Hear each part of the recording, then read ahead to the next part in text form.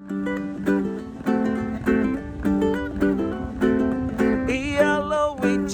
a little aloha in our day. Spread a little aloha around the world at breakfast with Bob.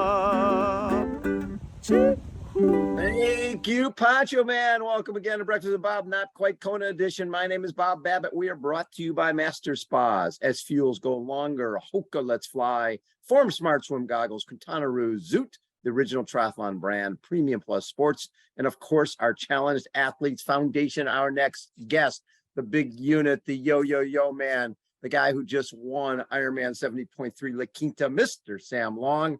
How you doing, Sam the man? I'm doing great. I got my vacation hat on, and it's been a long season, and I'm just looking forward to some fun with friends and family.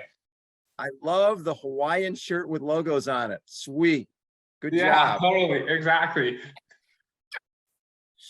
So the first thing I want to talk about is with if Ironman had made the announcement that, hey, we're going to be rotating Kona every other year, would you have ended up racing Kona this year if you knew that beforehand? Yeah, it's of course, looking back is always 2020, and Yeah. I think I would have. Of course, then you also look at the penalty I got, so then 70.3 Worlds basically amounted to nothing for me. So looking back, it's kind of like, oh wow, well I wish I would have gone.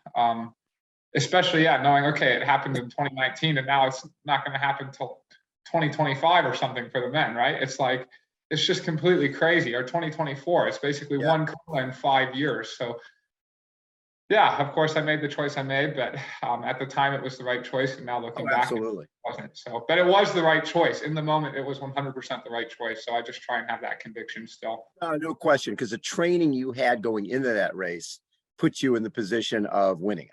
There's no question. You knew that you were ready to win in St. George. Yeah, exactly. And I think that's all I can do anyone can do in life is basically we do the best we can to prepare. And if you prepared right, whether it's a race or, being a father or mom or for your job or whatever you prepare for in life, and then something happens that doesn't make it go the right way, there's nothing you can do about it. You just got to breathe deep and move on, The other thing is, during this year, you got hit by a car earlier this year, didn't you? Yeah, well, that's what's so crazy. I got hit by a car 9 days before the May St. George World Champs. Those are my two main races of the year, May St. George and then St. George in October. And both of them, I just had completely crazy things happen to me that just made it. So the two times I was at my best fitness, the most prepared, I got to show absolutely nothing for it. Well, yeah, and I think what people don't recognize or realize, anytime you hit the pavement, it doesn't matter if you're a little guy or a big guy, when you hit your body's torqued. How long do you think it was before your body was back to where it should be just after landing on the pavement like that? I think realistically, it wasn't until like July. So it happened basically May 1st. It wasn't until maybe July 1st. Problem with that was there were then repercussions that went into Roth, where I was sixth, which wasn't a horrible race, but it wasn't a great race because I lost all my confidence from that car crash, because then I didn't do anything for 2 weeks. So then in training, I was like, oh, I got to get my confidence back. So I pushed like way too hard trying to do these sessions of like, oh, I'm ready for an Ironman again. And then I ended up leaving my Roth race in training. So it was kind of like, even though it was only one crash for one race, with how I dealt with it, it ended up costing me 2 Ironmans basically. Yeah, I mean, the repercussions of that stuff, that's always a domino theory. You never know how one thing's going to lead to another. The Germany experience, though, or the European experience, that had to be pretty special for you. Yeah, looking back, I think just the whole experience in Europe was really the highlight of my year. I learned just so much as an athlete, as a person. I had so much fun. I did basically the opposite of what top athletes are supposed to do. I was traveling all the time. I was in different locations. I was in different pools. Like, if you want to really prepare and train for a race, you go to one location, right? I either come to Tucson or I go to Boulder. Boom, you stay there for 10, 12, 16 weeks. You don't see anything, you don't do anything, and it's boring and it's simple, but that's how you get your best performance. And I did the opposite of that in Europe and still had really quite good performances considering everything. Well, you ended up with a $25,000 bonus. Yeah, That's for exactly. sure. Yeah, exactly. Yeah, $25,000 bonus. Of course, you know, the Collins Cup, while in the moment was hard, but I think if it wasn't for me there, you know, and the matchup I had, I don't think very many people would have watched the Collins Cup. Exactly. Yeah. So let's talk about La Quinta. La Quinta, you go 3:43. You win the race by like 48 seconds over Jackson Laundry. But the two of you guys seem to work really well together out of the swim, right? You guys were legally staying apart, but at the same time, you don't want anybody to bridge from behind you. Yeah, exactly. Yeah, we were able to work quite well. I mean, I was doing the vast majority of my work myself. I sort of tried to get rid of him, and Jackson was super strong. So then he ended up being the only one left. And I was actually quite happy to have someone with me. Even if I was doing like 75 or 80% of the work, it was still very nice to at times let up and say, okay, you just take control and set the pace, and I can kind of mentally chill out a bit. And we were even talking a bit. And at one point, Jackson was like, we had like 15 miles left on the bike, 12 or 15 miles. And he was like, we've got 4 minutes on Lionel, like, let's let up and kind of save our legs for a good run. And I was like, absolutely not. If we give Lionel like hope, and if he's like, oh, I've taken it from 4 minutes to 3 minutes and 12 miles, that guy is going to like find a superhero power and come and destroy us. So at that point, Jackson was getting tired, and I just had to take charge and be like, that race was all about racing for momentum and kind of controlling the race from the back, because Lionel and Bart were coming. And yeah, I mean, I know, because I'm normally coming from the back. You know, if suddenly you put a minute into someone in 10 miles, I tell myself like, oh, this race is mine, I've got this. So it was like the reverse situation of what I'm normally in. So I knew how to deal with it quite well. Now, the fact that Jackson had raced on Friday, and you've raced at Daytona before, you know those things take something out of you when you're in the aero position for that long a period of time. Were you thinking, okay, this guy's got some fatigue in his legs, it's not that bad that he's hanging around here, but at some point you do want to get away? Yeah. Well, exactly. I think that's the other thing, is I was kind of like, so before I found out Jackson was doing the double, he was like on my list. I was like, okay, it's a race between me, Lionel, and Jackson. And to be honest, when I found out he was doing the double, I said, like, this is a completely crazy idea. Like, he's basically just going to be in this race to finish. He's not, I completely wrote him off as a factor. Yeah. And then even when he was in the race, I was like, okay, well, I was like, maybe he's forgetting that it's a 70.3. I knew he wasn't forgetting, but I'm like, I figured his body at some point was just going to smack him down and say like, nah, you can't go this hard 2 days after. So that's why I was like, oh, I'm quite happy if he's with me. And also like, he's doing some work, so fine, so be it. He's going to hit the wall at some point. And then it just never happened. So then suddenly I was like, okay, like, whoa, this is really nuts. And this is really insane. But I also felt like on the run, he would maybe feel it the most, the fatigue. But he still ran exceptionally well. Ran great. Yeah. I mean, it was just an amazing feat of human strength, I guess, or resiliency. And I kind of wish he maybe didn't do Daytona, because I think he could have been better. And I think we would have had like a absolutely neck and neck battle and gotten the most out of each other. And because looking back, I don't think he's going to go like, oh, eighth at Daytona is super memorable. While if he maybe, he maybe could have beat me at La Quinta if he hadn't have wasted that bullet. I don't know. It would have been interesting to see. It's funny because you've done that before too, where you go, okay, how many races can I pile on here and be successful?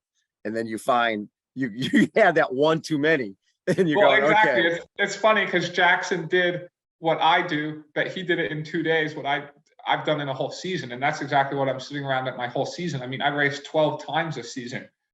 It's completely bonkers. And I looked at, I went through it on the PTO website. You can click on everyone and see how many races they've done. Like, nobody else did more than 8 races in the top 10.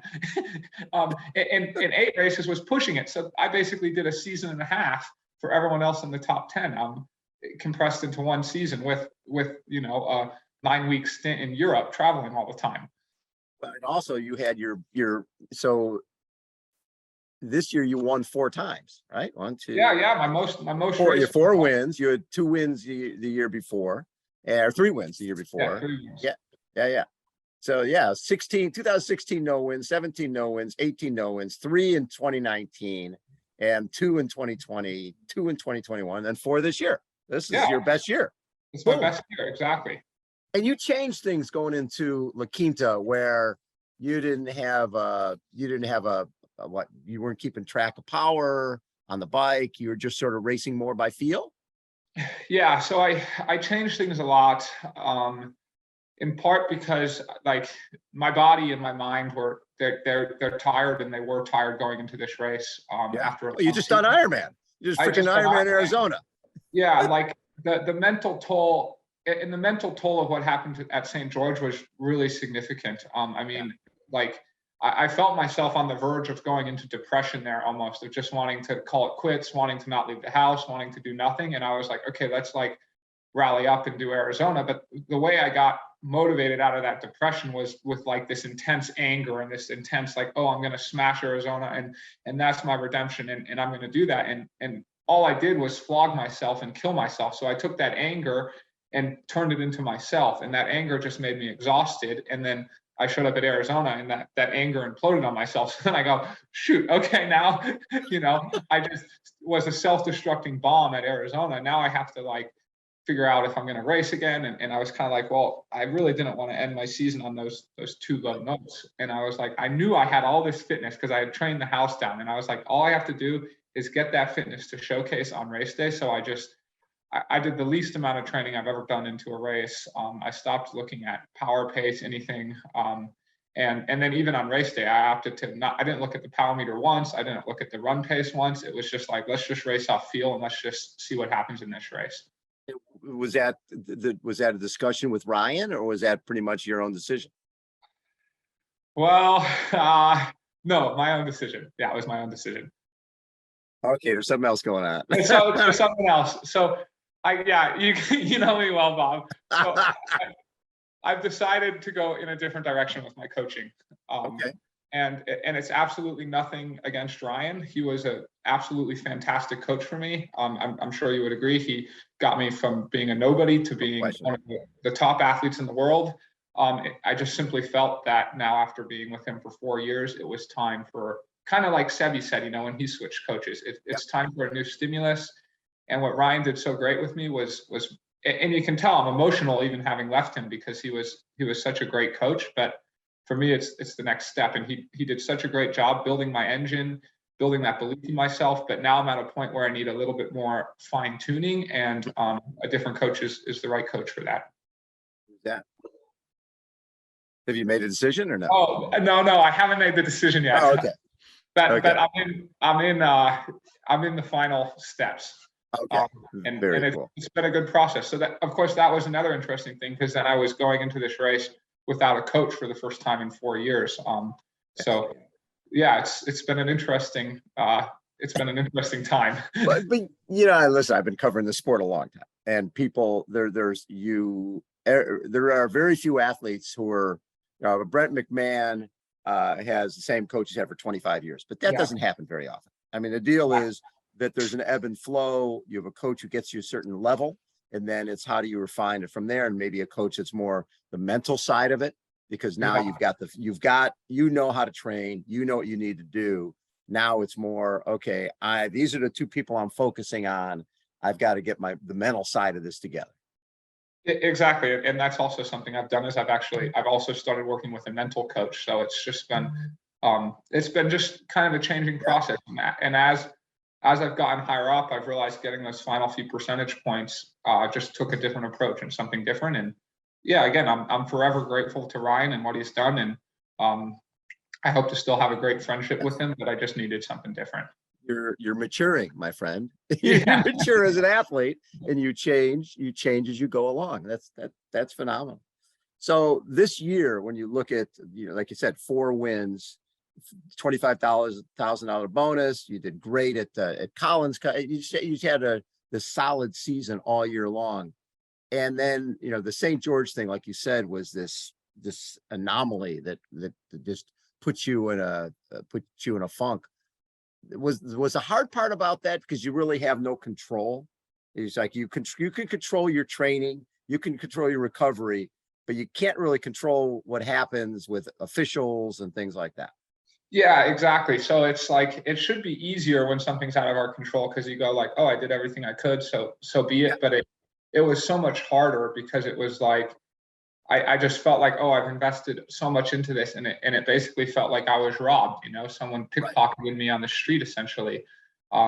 While like then, okay, if I go 3 weeks later to Arizona and I see that self-implosion, and I look at that and I go with like, wow, I needed to deal with my emotions and my feelings better. I needed to make sure I curved myself back. And like, while on the day that experience was equally as hard, I came out of it like that was all on me. That was my responsibility and my team's responsibility for how I dealt with the final 3 weeks. And so for me, it was like, okay, I can change those things and be better. While St. George was like, I was prepared and didn't have it. So it was, it was a really hard experience. When you have a race like you had like Quinta, is it sort of eye-opening? Because it makes you realize, oh wait, maybe I've been overtraining a little bit. Maybe I need to be fresher. I remember Karen Smyers won the Ironman in '95. Her whole line was, it's better to be 10% undertrained than 1% overtrained. Maybe sometimes you go into it and go, okay, I'm playing with a little house money. I've had a great season. I've raced 11 times, and whatever happens today happens. And then you end up having a great race. It completely, exactly. And it's interesting because I think I'm somewhat known as a guy, and I'm known as that because it's true that I've trained the house down. I've done sometimes pretty crazy things, and I've always associated that in my mind of, oh, that's what's made me good and that's what's made me fast. But I've definitely always gone on the side of being fit rather than being fresh. And so now it's just, okay, I want to tweak that a little more and be fresh and still fit. So it's just slightly changing how I go into it. And also I think I think for a young athlete, there's always kind of a period where quote unquote overtraining is maybe a good thing for them. Like you have to develop that strength. You have to develop that mental strength as well. You have to develop everything. And so it's less about performing well at the races in the present and more about building that engine and that capacity. But now my engine's built. So now it's a matter of, getting that supercharged turbo on it, basically. So now for next year, will the focus, since Ironman World Championship will not be in Kona, it'll be somewhere else, will the focus be more 70.3 Worlds again?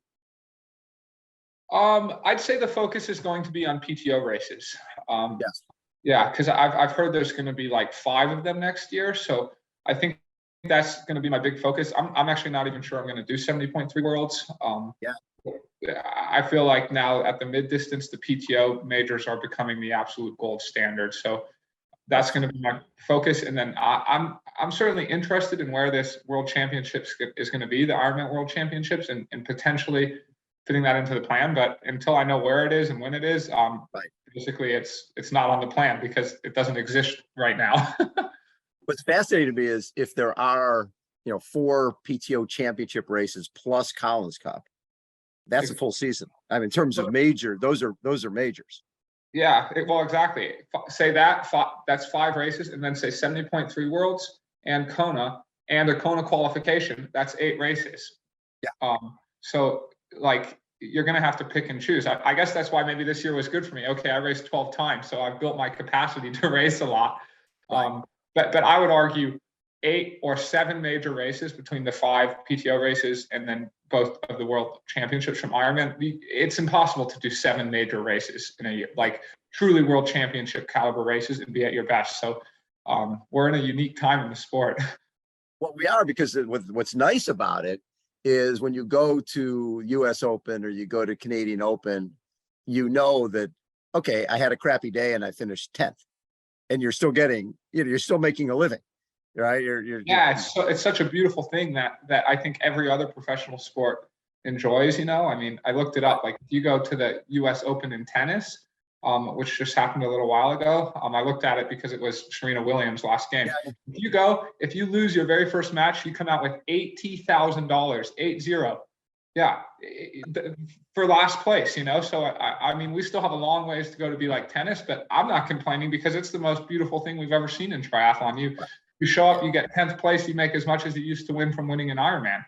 Well, it's funny because it changes the way when I'm interviewing somebody, and they were 8th at Canadian Open and 10th at US Open, right? And you're going, okay, that's like $50,000.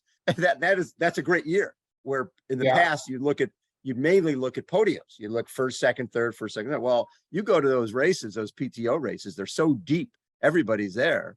that you finish 7th, 8th, 9th, 10th, one, you're getting a good payday. Two, you're still one of the best in the world. Exactly. Like say I could say for my next year, I want to be top 5 at all of the 5 PTO majors. That would be an amazing year. Even if you got 5th in every single one, not a single podium performance. And yet, you know, without a doubt, I think you could say, oh, you're the top 5 athletes in the world if you did something like that. So yeah, so at the PTO at the US Open this year, you got 3rd, right? Yeah. And I think if I look back, that was my best race of the year, I'd say. Yeah, because it's so hot, right? Yeah, but I always seem to love the heat. I just it's weird. I almost think the heat opens up my blood vessels and it allows me to like go harder a while. Yeah, it's something weird. I seem to quite like the heat. And what was the prize money for that? 50 grand for 3rd. Yeah, 50 grand. It's incredible. So 50 grand, you what's the prize purse for 70.3 Worlds? Is it 70? First? No, first is 50 grand. Yes. Oh my God. Wow. And second goes down to 25 and 3rd goes down to 18 grand. So that's 70.3 Worlds, while 4th at a PTO major race is 40 grand. So you can get 4th and make 40 grand, or you can get 3rd and make 18 grand at a 70.3 race. Yeah, it's gonna be very interesting this next couple of years to see how people divide up their season, because when I look at the 70.3 Worlds in Finland in August, if Collins Cup is around that time, or if there's a PTO Open of some sort around that time, the field at Finland will be a lesser than field, I'm guessing. Yeah, that's what I would think. And based off talking with the other top professionals, that's definitely what it's like shaking up to be. The other thing that was something that you mentioned earlier that I hadn't thought about, when you had the stand down at St. George, it's cold out there. You're standing for 5 minutes. Yeah. And then of course the urgency is, I want to catch those guys, and you're going hard in the cold when your body has basically been standing still for 5 minutes. That had to be brutal. Yeah, that 5-minute penalty was like, and I just started to develop a sweat. And I didn't really talk about this at all because it sounds kind of like, oh, I'm making excuses or whatever. But like, I had just started to sweat, and then the penalty tent was actually at the top of a slight descent. So then I stood there for 5 minutes, the sweat froze. And then you have to add, okay, then you're going 35, 40 miles an hour for 5 minutes on the descent. And then it was crazy. My body never got going again. And in the day, I didn't even think that much of it, but then I was the most sore I've been in years from a race. After that race, even though it was my slowest race in years, I thought I wasn't going to be sore at all. I ran 1:17 for a half marathon. For me, that's like, that's training day. Yeah, it's a training day. And even my watts at the end, because I was so cold, I couldn't get anything going. My watts were so low. I thought, oh, the next day I'm going to wake up and be fresh as a daisy. And I was like so sore. I could barely move for like 5 days. It was completely crazy. And so the only thing I could think of was, oh, it's because of standing around in the cold at that penalty tent.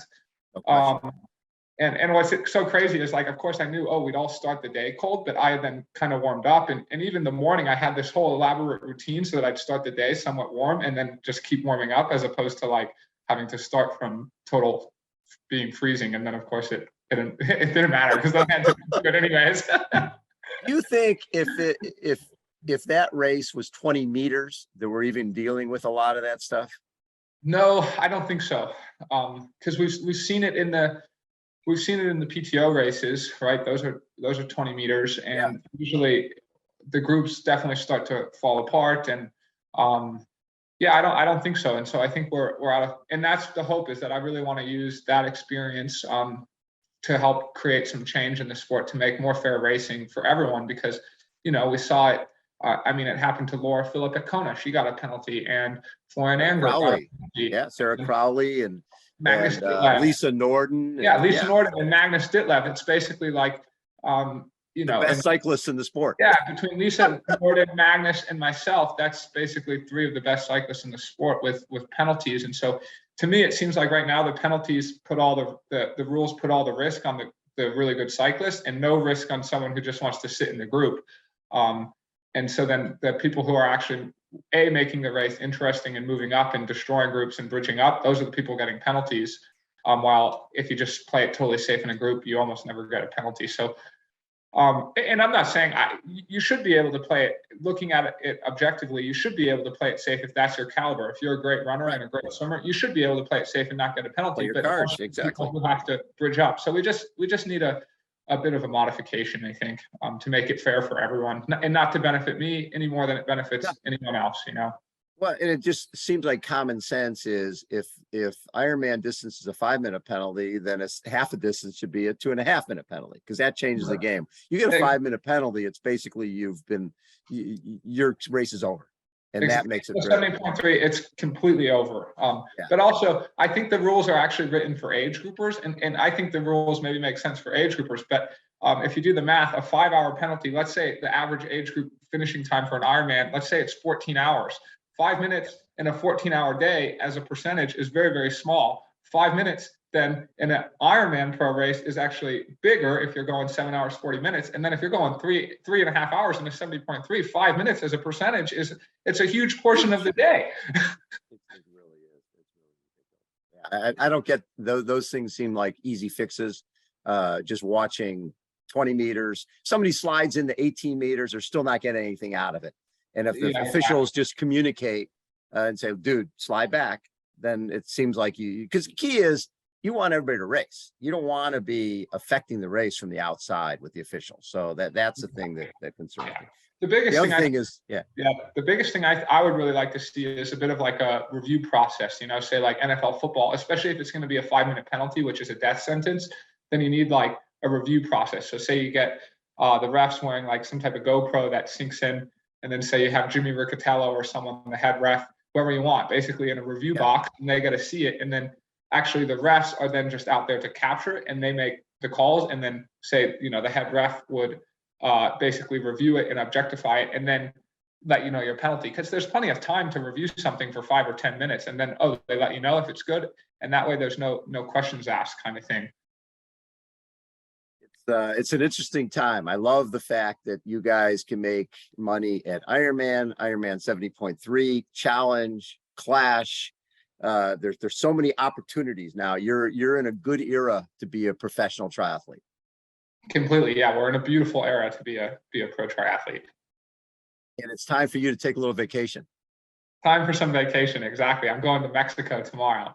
Good for you, Sam. Enjoy yourself, man. Hey, appreciate you always being so generous with your time, and have yourself a great time down in Mexico, bud. Enjoy yourself. And thank you for everything you do for the sport, Bob. You're always tirelessly working.